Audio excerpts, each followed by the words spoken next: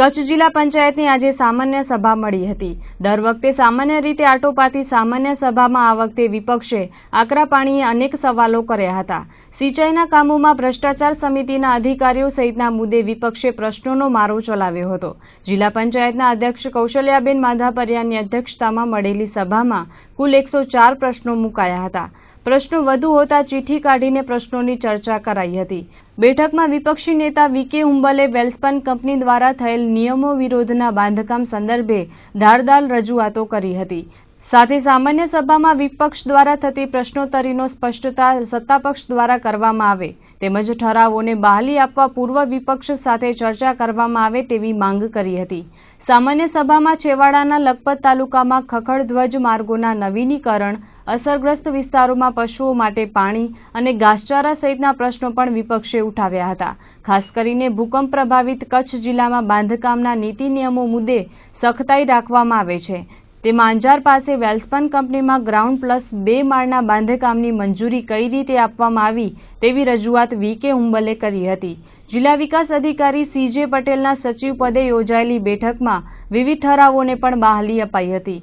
સામાન્ય સભામાં સત્તાપક્ષ તેમજ વિપક્ષના સભ્યો તેમજ વિવિધ ખાતાના અધિકારીઓ પણ ઉપસ્થિત રહ્યા। જેને આજે ડીડીઓશ્રી અને પ્રમુખશ્રી બંને કબૂલ કર્યું કે હજુ અવલોકન થઈને જ જો નથી આવ્યું બજેટ તો 16-17માં આપણે કામો કઈ રીતે કરી શકીએ, ખર્ચ કઈ રીતે શકીએ, આ મુદ્દો છે। એટલા માટે અમે આ એક મુદ્દો ઉઠાવ્યો કે ભાઈ બહાલી જ નથી, જ્યાં તમારે બજેટને હજી નથી અપાણી તો એને અમે આ સામાન્ય સભાની ગત મિનિટને અમારો વાંધો છે। બીજો ખાસ કરીને જુદી જુદી સમિતિઓને બહાલી આપવાની વાત હતી।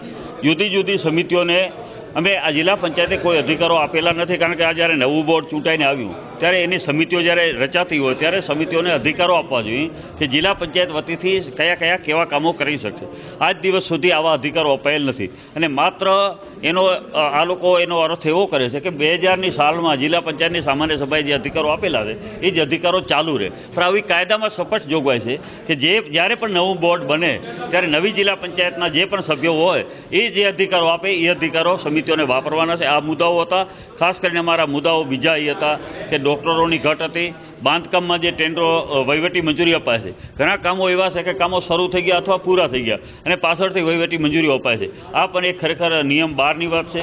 ત્રીજા મુદ્દો હતો અમારે કે આ કચ્છ એટલે ભૂકંપ ઝોન 5માં આવે છે અને ભૂકંપ ઝોન 5માં એટલે એક કાયદાથી એક નિયમ બનેલો છે કે 1+1 એટલે 1 માળથી વધારે મંજૂરી બાંધકામની આપવાની જોગવાઈ કાયદામાં નથી।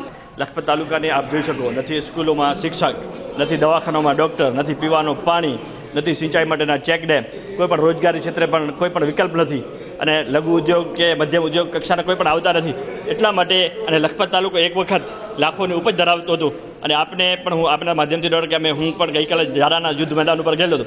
એટલા માટે મારે કહેવું પડ્યું કે જારાના યુદ્ધભૂમિ પર સમગ્ર ભારત વર્ષનું જો કદાચ પશ્ચિમી આક્રમણો હતા જે બહાર આક્રમણ થયું એને ખાડવા માટે જો જેણે પણ અત્યારે લોહી રેડેલું છે, આજે પણ આપણે જોઈ શકીએ જ્યાં અસ્થિઓ મોજૂદ છે એ જગ્યા ઉપર જઈએ અને સમગ્ર ભારત વર્ષને બચાવવા માટેનો અને વ્યૂહાત્મક રીતે અત્યંત મહત્વ સરહદ ધરાવતો અગાઉ પણ આપણે સાંભળેલું છે કે નાપાક હરકતો થતી આવી રહેલી છે, ત્યારે લખપત તાલુકામાંથી પ્રજા હિજરત ન કરે, વર્ષોથી અગાઉ પણ હંમેશા હિજરત કરતા અને આજે પણ આવી રીતે હિજરત ચાલુ છે અને સરકાર દ્વારા વારંવાર ઉપેક્ષા થઈ રહી છે। એટલા માટે કે આના માટે જે પ્રાથમિક સુવિધા છે એ જો આપવામાં ના આવે તો અમે પણ હવે વિચારીએ છીએ કે અમે અમારો અહીંયા કોઈ સાંભળતો નથી, અમે છીએ કયા વિસ્તારમાં, ભારત વર્ષમાં છીએ કે પાકિસ્તાન સાથે છીએ એ પણ અમને ખબર નથી। એટલા માટે મારે એમ કહ્યું ઉગ્ર સ્વરૂપે કે મારે લોકોને જે વાંચાવા જે પ્રશ્નો છે અને વાંચાવા પડે। વારંવાર કુદરતી પ્રકો અછત છે, છેલ્લા 5 વર્ષની અંદર 4 દુષ્કાળ પડેલા છે લખપત તાલુકાની અંદર।